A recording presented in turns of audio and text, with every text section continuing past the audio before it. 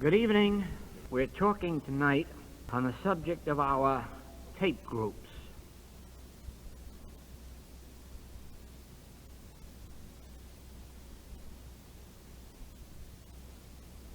In an organization, you have a book of rules, and you have to obey those rules,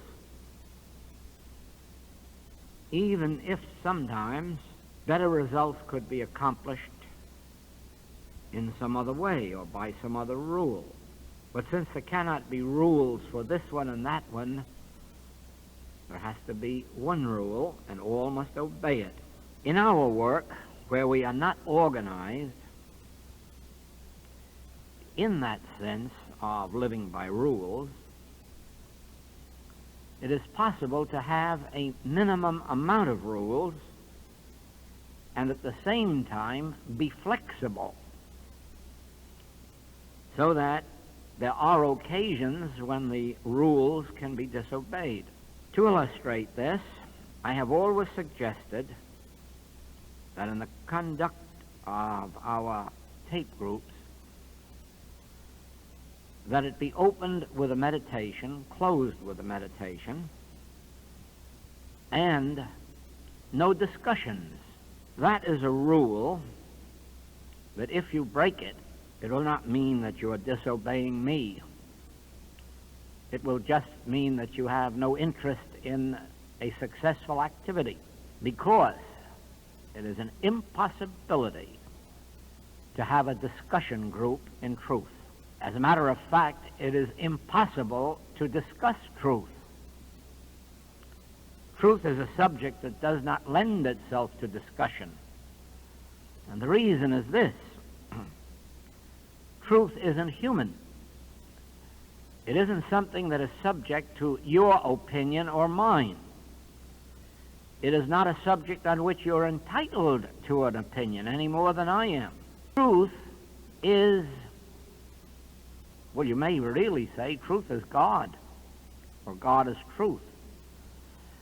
And in our human experience, God or truth is revealing itself.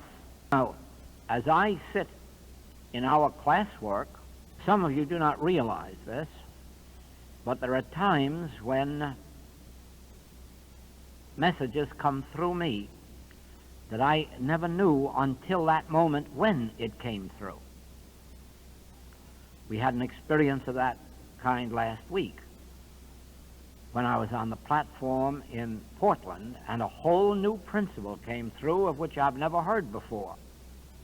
And I had to sit there listening to it coming through my lips.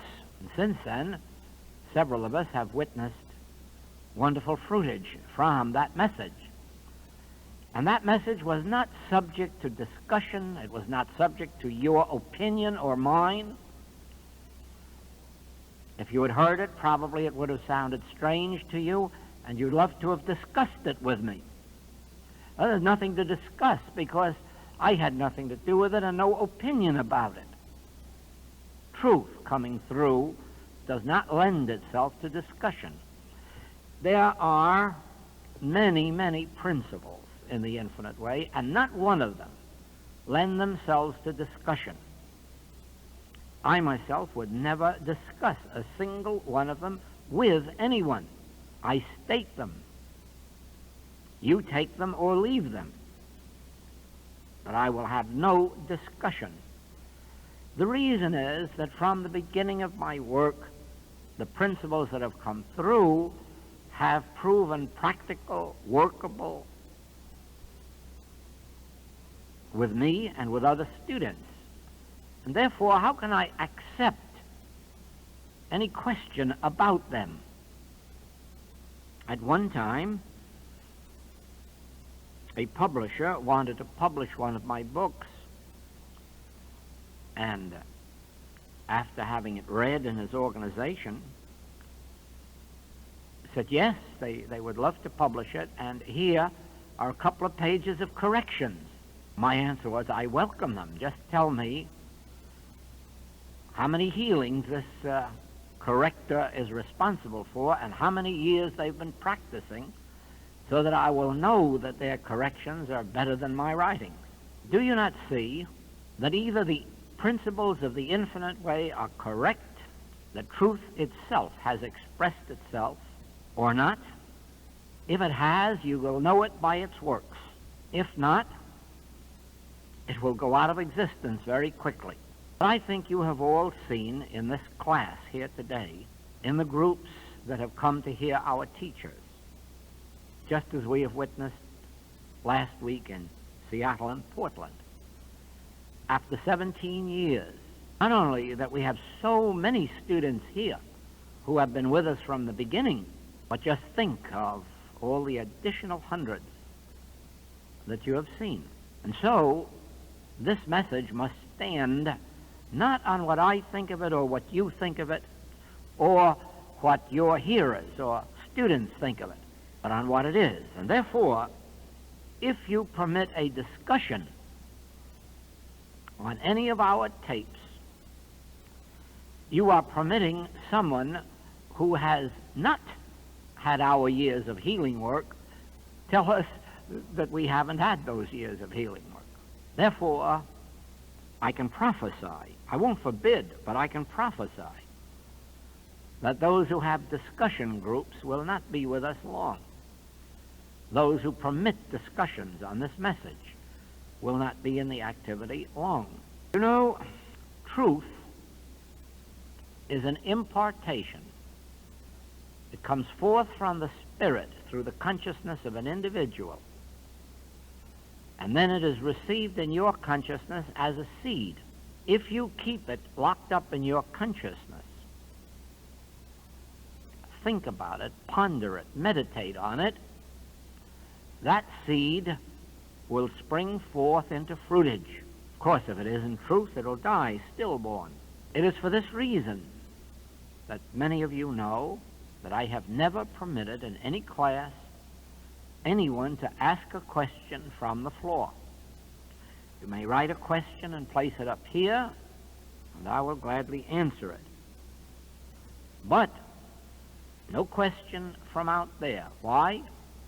I'm not breaking the rhythm of the impartation through me to you. Nor am I going to break your receptivity, just so that somebody may have the floor of glory for a moment. Now, this means that when a tape group work is started, that it will start as a meeting preceded by a meditation, then the tape, followed by a meditation, and good night. No tea parties, no coffee clutches, no midnight snacks, home to ponder what has been given. Our work is in no sense a social activity. On the other hand, there is no reason why in our off hours we cannot have breakfast together or lunch together or dinner, or groups cannot have them, because that really makes for a harmonious relationship between all of us. Usually when we complete our trip in England, the students will give a tea and coffee or cakes or something, sandwiches, as a departing goodbye, aloha, whatever we call it. Very often some of us meet for a luncheon. That is quite something separate and apart from a lesson or a tape meeting. Keep the classes as free as possible from becoming discussions or coffee clutches. Here in class, as you notice, we all have to have breakfast, we all have to have lunch and dinner. Not a reason why we shouldn't have it together, separately in groups, as we will. That still does not make a coffee clutch of it. It still doesn't make a discussion group of it. It really makes for a companionship, a friendship. Now, a tape group may be started by a person a student who does not have the healing consciousness.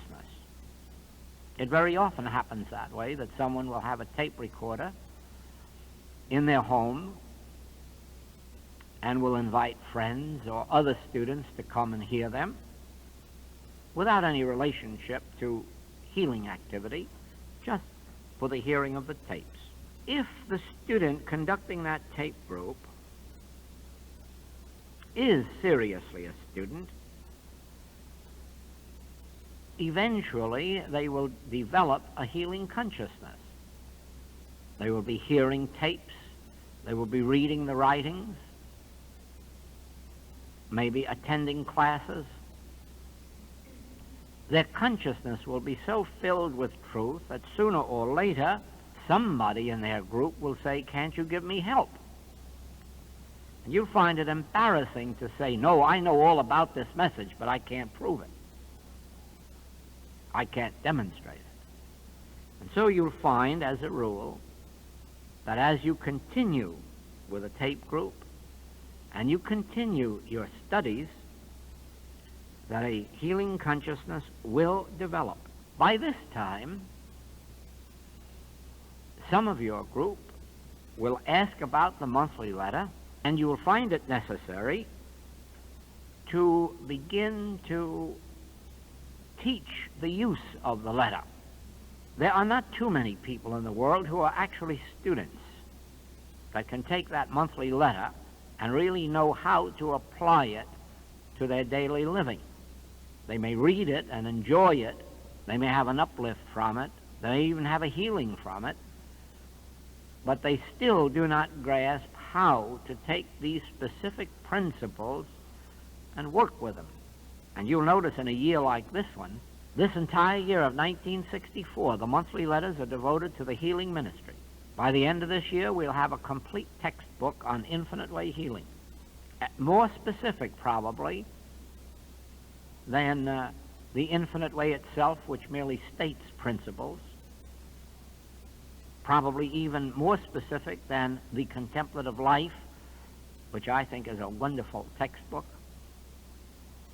But I'm sure the one that will be completed in 1964 will be better. There will be the specific principles and the use of them. And yet, in most cases, it will take someone who really understands the application of spiritual principles to teach members of their group how to study. And so that means that once a month or twice a month, there will have to be a session on teaching the letter. That, of course, would be an evening when there is no tape. From there on, rules become difficult, if not impossible. Because if the tape group leader has developed a healing consciousness, everything will unfold without any instructions from anyone else. In other words, as you are called upon for help and give it and have fruitage, the practice develops, and there's nothing more to it than that. Healing, practicing, letting the tapes be heard, teaching the use of the monthly letter. And that is about as far as a tape group leader can go. And yet see how impossible it is to make a rule like that, because here you are witnessing 5 of our tape group leaders who have broken all the rules by becoming practitioners and teachers and lecturers. Can you imagine my forbidding any one of these 5? Can you imagine my making a rule that would bar any one of these 5? And so you can see that we can only make rules up to and including the playing of the tapes and the starting of the healing work. After that, each one evolves in accord with their own unfoldment, attainment. The one thing that I would like to make clear is this: because This illustrates the major revelation of the infinite way. The tapes themselves will not attract groups to you. Many students have started tape groups and found themselves with 2 or 3 or 4 students, and then none, or probably got up to 6 and then none, and finally gave up. And of course it would be very simple to say that there's something wrong with the tapes or there's something wrong with the city in which they're living. That's not true. There is neither good nor evil in this room. There is neither good nor evil in this city. Our demonstration is the activity of our state of consciousness. And an infinite way student must acknowledge this. You cannot have a larger tape group than your consciousness can attract, nor will it ever be smaller. You cannot have a larger practice, healing practice, than your consciousness can take care of, nor will it ever be smaller than that, and it makes no difference what city you are in. You would be surprised how many times I was told in the early days of this work to stay away from Chicago because there's nobody there that wants metaphysics. You'd be surprised the things I've been told about Los Angeles and San Francisco and New York. I've even been told that after the first trip to London I would never go back the second time because nobody would pay for truth over there. Well, this is our 14th trip. You see, the city has nothing to do with it. The population has nothing to do with it. The tapes have nothing to do with it. The books have nothing to do with it. It is the consciousness of the individual. That's all. You take the consciousness of the individual away from these books and these tapes, and then all you have left is paper and print and tape. Consciousness is what does the work. And so it is, there are infinite way practitioners in small and medium-sized towns, and they have about as heavy a practice as they can take care of, and sometimes greater than they feel they want to take care of. And on the other hand, we have practitioners in large cities, and they wonder if anybody in the town is sick at all. No, the basic revelation of the infinite way is that the consciousness of the individual is the secret of life. And the degree of our spiritual attainment determines the degree of the outer unfoldment. Do not forget this. If you have a healing consciousness, work will come to you from all over the world, not only from your local community, from all over the world, and there's a good reason for it. Since there is only one consciousness, if yours is a healing consciousness, it will draw unto itself from the uttermost parts of the earth.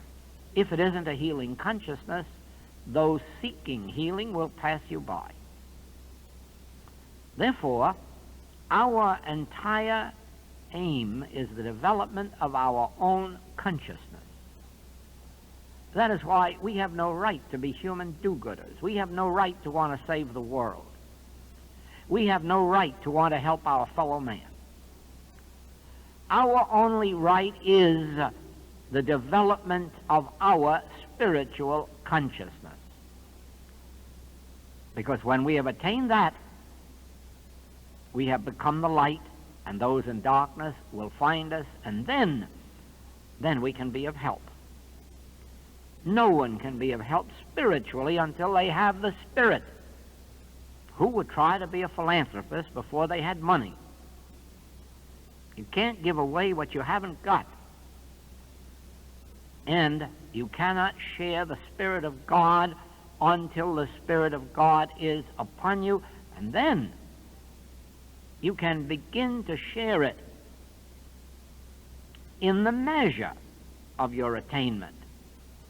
We have all gone through the same experience of a very small practice in the beginning, and sometimes a very small income, and sometimes none.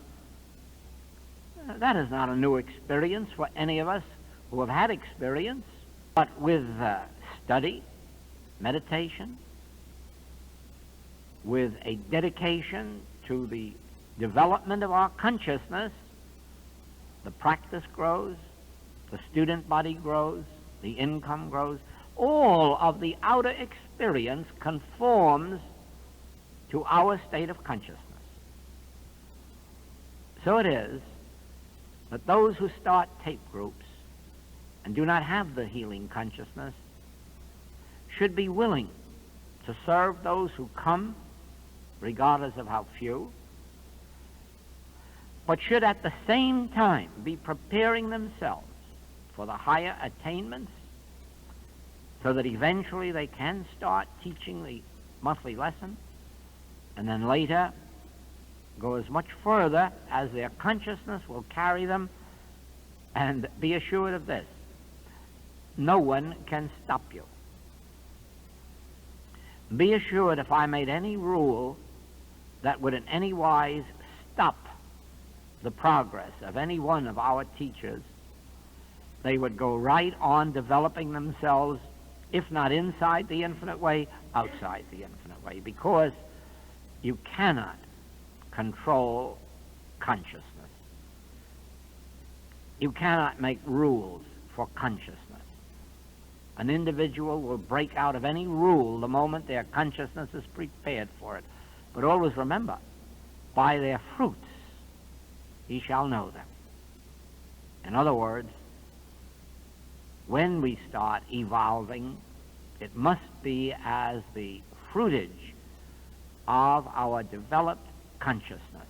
In our work, we take what is sometimes called a very narrow-minded view of things. Many times it has been said that Joel has a single-track mind, and I'm happy to plead guilty to it. I believe in the message of the infinite way and its principles, and I'm not interested in any other message. I'm not saying that there aren't other right messages, but they do not interest me. The principles of the infinite way satisfy me, and until I have a feeling of lack or limitation in them, I will be abiding in them. And so it is that very narrow-mindedly I tell our tape group leaders, teachers, and students there must be no literature and no tapes except the message of the infinite way, and no exceptions to that rule. Oh, I know how narrow-minded it is. I do. I know how single-tracked it is, but that's the way I am. If I ever feel convinced of something better than the infinite way, I will adopt it before you do.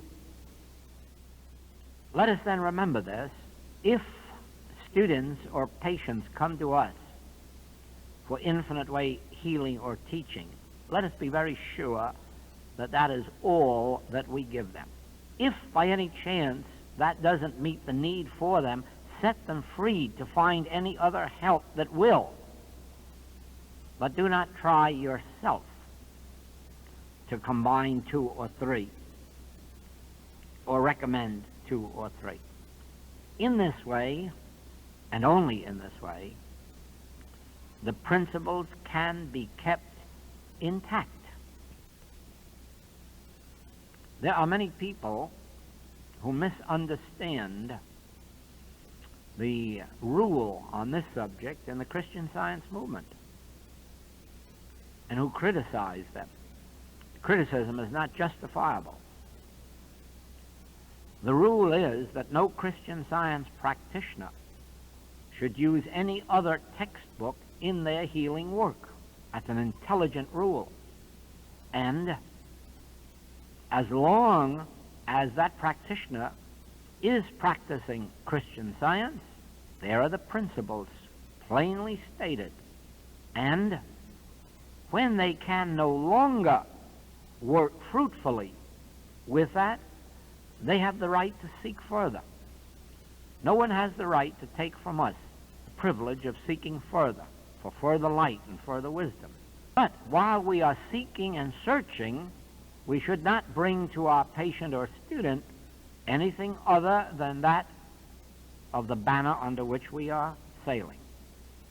I would never criticize an Infinite Way student, practitioner, or teacher that heard of or discovered some teaching that they wanted to investigate. I wouldn't put blinders on anybody. I'm too firm a believer in absolute, complete freedom. Search and seek as far as you like, but keep your searching and seeking to yourself until you have found something, then sail under that banner. But do not confuse patients and students by introducing 2 or 3 different teachings to them, and do not let yourself be confused. So I say to our teachers and practitioners, I have no rule and never will make a rule about what you shall read, but I hope everybody will respect my wishes in keeping all literature outside of our work except the Infinite Way in our practice, in our healing work and teaching work. And any time that you find anything that represents something better for you, adopt it. I have no rule against that, but do not do it under the banner of the Infinite Way. I would like to feel that if I send out a practitioner list recommending an Infinite Way practitioner, that whoever goes to those practitioners will be given the message of the Infinite Way. Do you not see how impossible it is to make any further rules than these? The question comes up of financing. How shall you finance or be financed?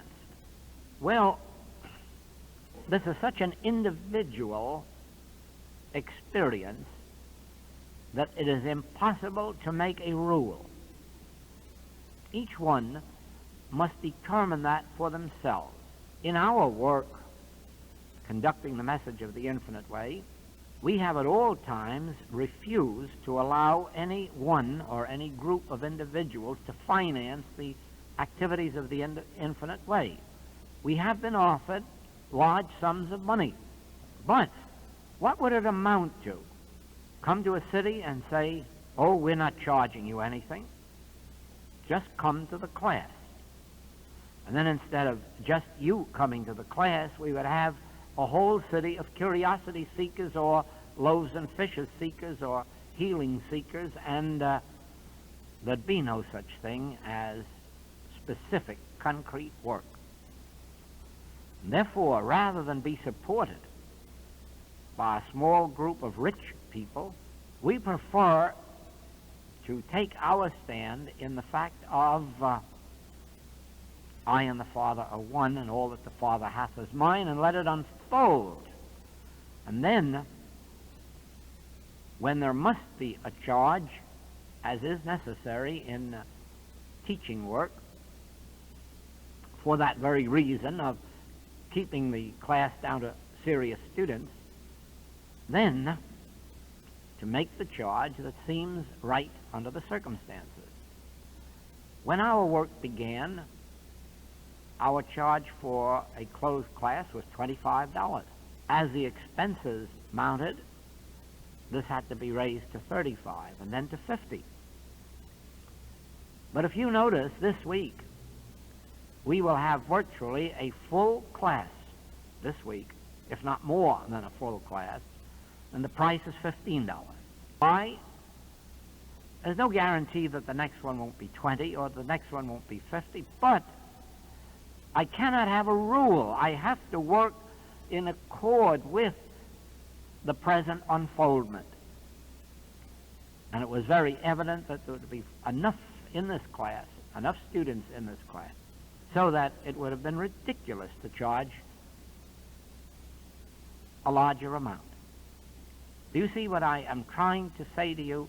That we are not working by rules, nor are we working to attain a fortune of money, or are we trying to put a value on truth. We are merely trying to keep the activity in such a way that we do not have a small group of rich people sitting at the right hand of God and all the rest beggars at the feet of the Master. Each one of us is a participating unit in the entire activity of the Infinite Way. And whether you are paying for a class or whether you are making a contribution, and whatever the amount may be, It is a part of the activity of the infinite way. Therefore, how can I make a rule for you? It would seem to me that if you have a tape group, that you would make it clear to those who participate, not those who come the first time just to hear what it's like, but those who are going to constitute a regular group, that you would make it clear that a machine must be bought and maintained, that tapes must be bought and maintained, and therefore that this is a group activity. Some may leave the group, but then the tapes will be there for the next ones or for the next group. When it comes to teaching the message of the infinite way, or the letters, or doing teaching work, there again, you have noticed here with our teachers that there has been no fee set for their work. It has been voluntary. And there is a reason. They have had no expense involved in their work. They were coming here for class anyhow, so they cannot say they had to pay their expenses to get here or stay here. Now, if, however, they were invited to another city, that would change the entire picture, and they would have the right to say about how many do you think would attend, and then set the fee in accord with what expenses could be, and so forth and so on. But who could make a rule about that? It is an utter impossibility.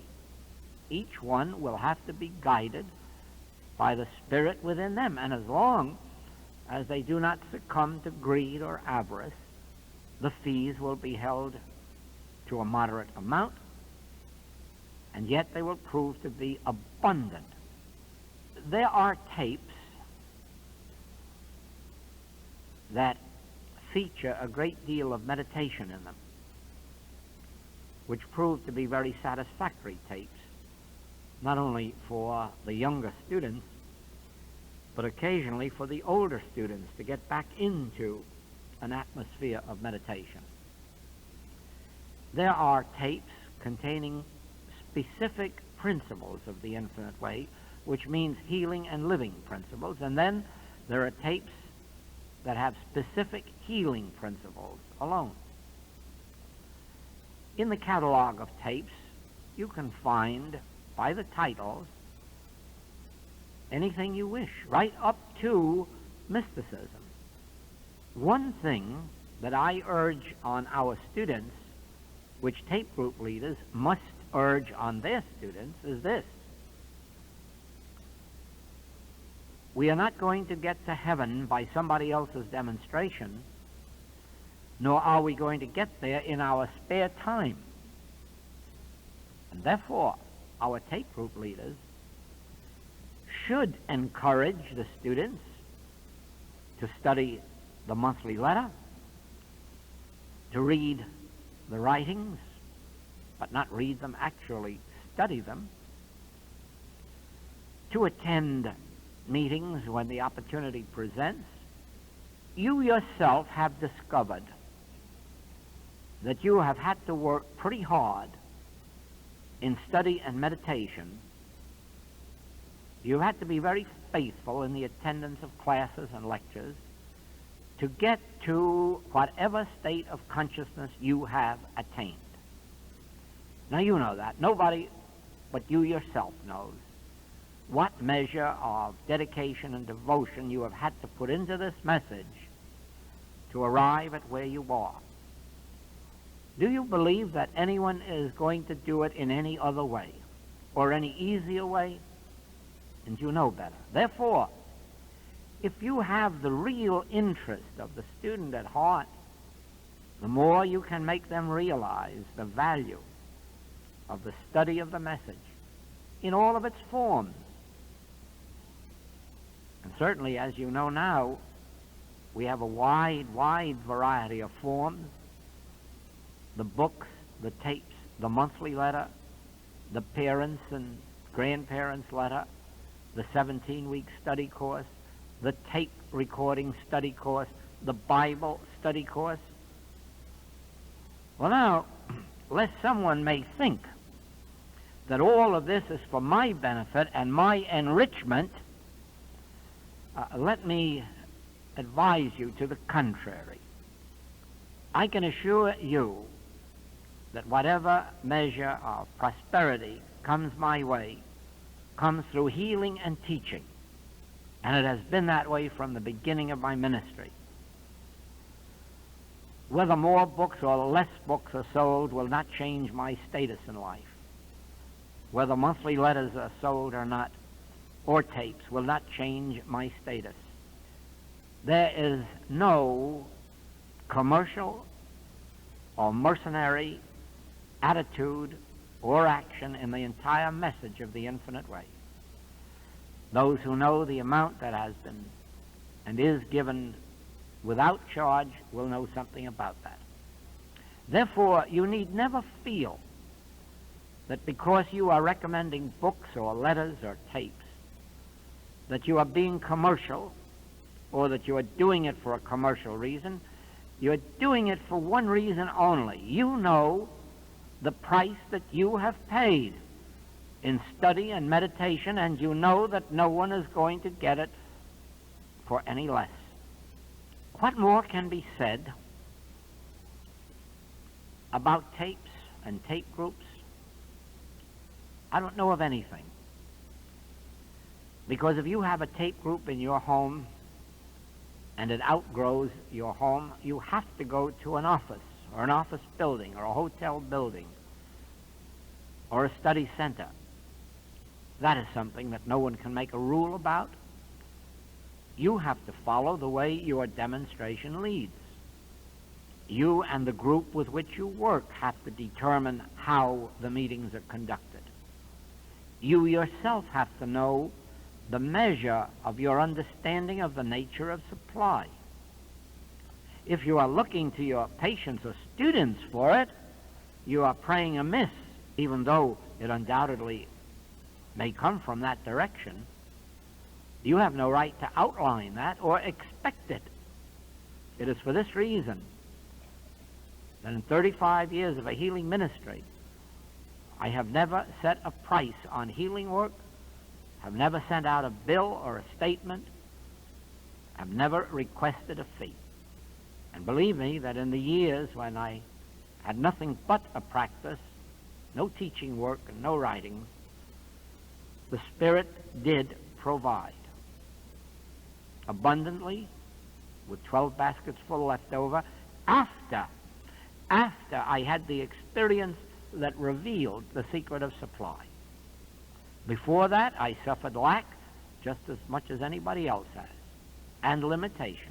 That's why I know that it is only as we realize a principle that we can demonstrate it. Knowing the principle, being able to recite it, will not demonstrate it for us. It is only when, in some moment, realization comes.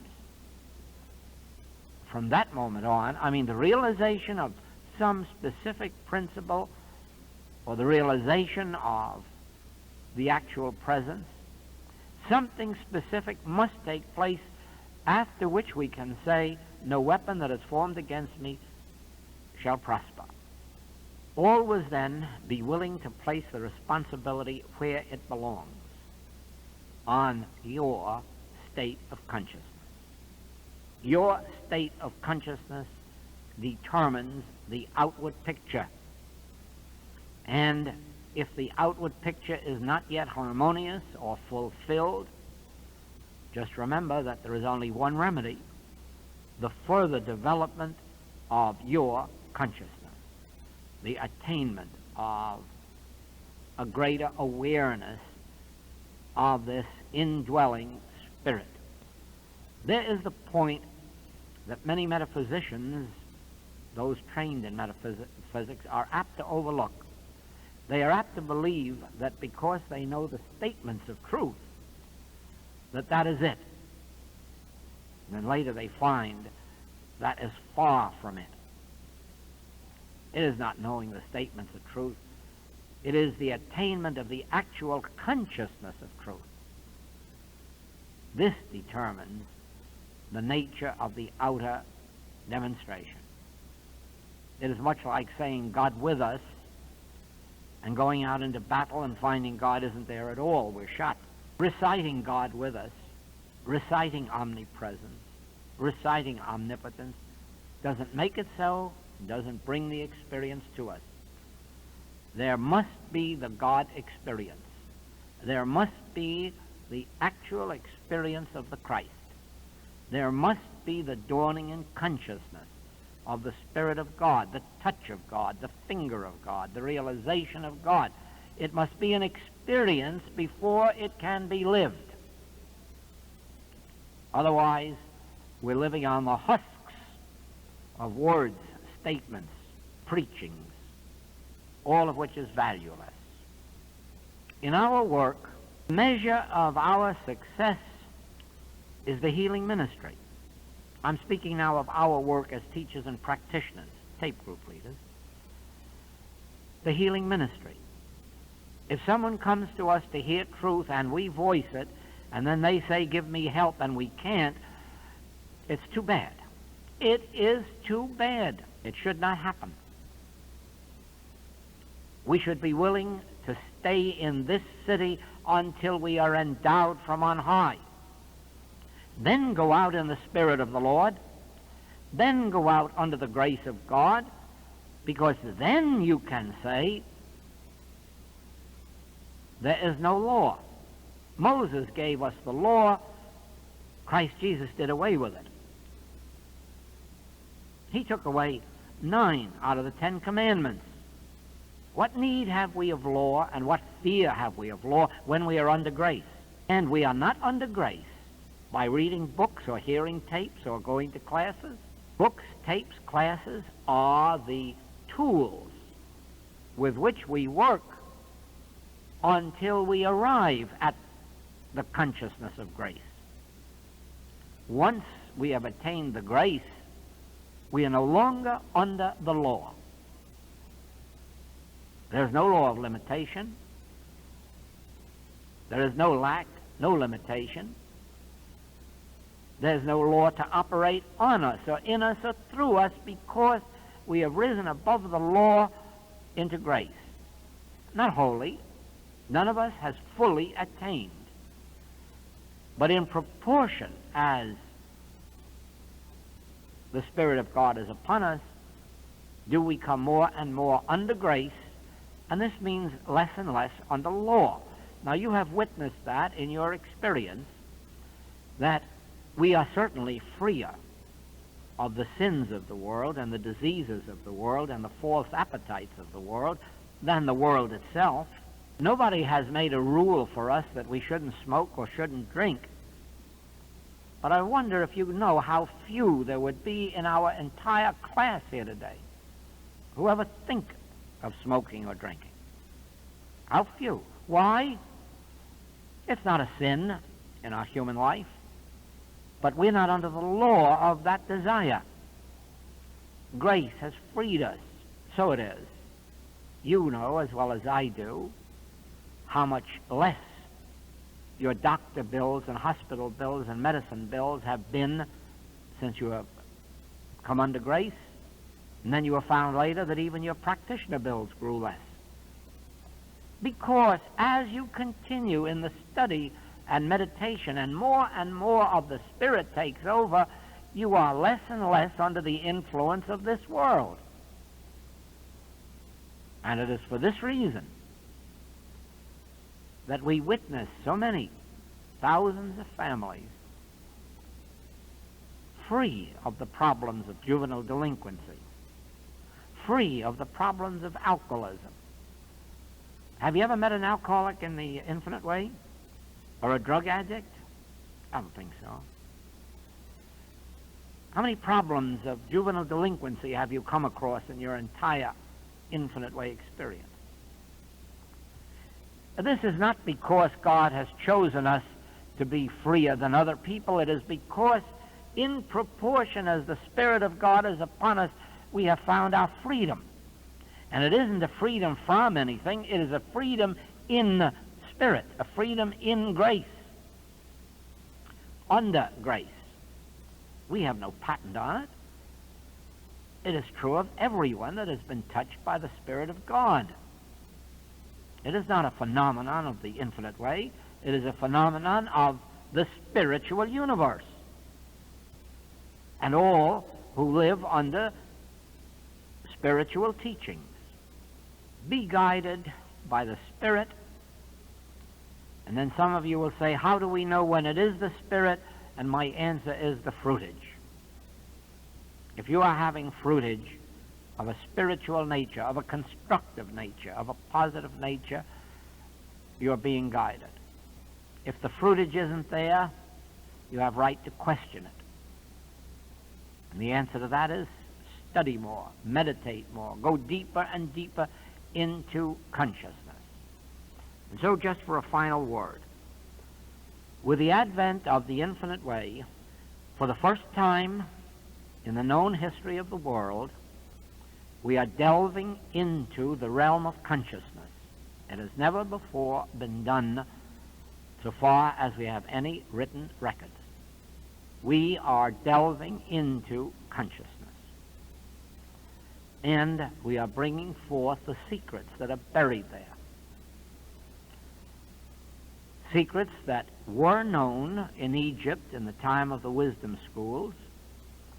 Secrets that were known as the wise men of Greece went to Egypt to study, went back to Greece to teach. Wisdoms that were known in Persia and Arabia, and in a very small section of the Holy Land, among the groups of the Essenes.